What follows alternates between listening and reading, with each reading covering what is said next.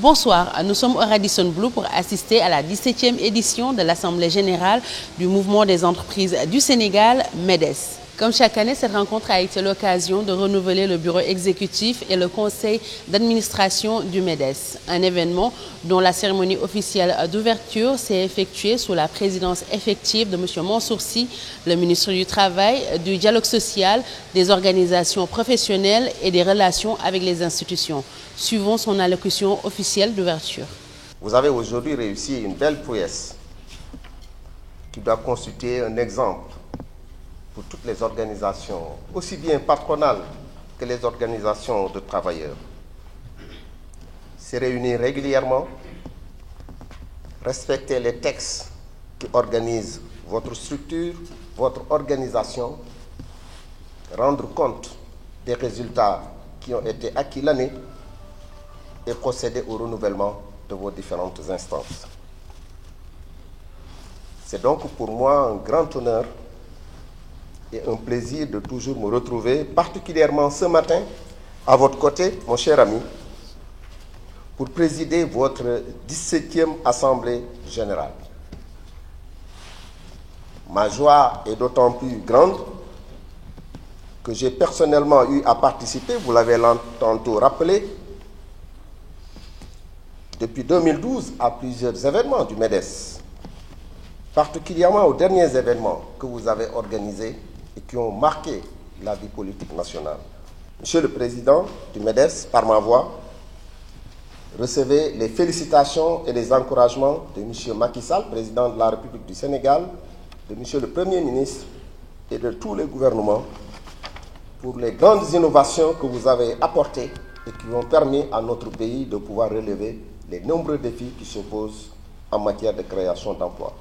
Le ministre, M. Mansour Sy, a lancé un message d'admiration et d'encouragement à l'endroit de M. Mbagnick Diop pour l'ensemble de son travail, notamment celui de l'année écoulée. D'ailleurs, lors des travaux de cette 17e session de l'Assemblée générale du Mouvement des entreprises du Sénégal, il sera question de faire le bilan de l'année 2016 et de lancer les perspectives de l'année en cours.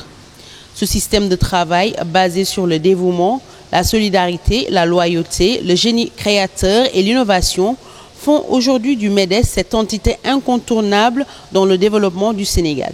À l'issue de ces travaux, M. Mbagnick Diop, le président du Mouvement des entreprises du Sénégal, nous a accordé une interview dans laquelle il revient sur le bilan de l'année 2016, les perspectives de l'année 2017 et du soutien infaillible du gouvernement à son encontre. Depuis 17 ans, chaque année, nous organisons l'Assemblée générale du MEDES pour faire le bilan d'étape, pour échanger avec les membres, pour renouveler le bureau, le conseil d'administration. Je pense que ça permet à l'organisation de vivre. Et il est important. Et l'identité du MEDES, c'est ça.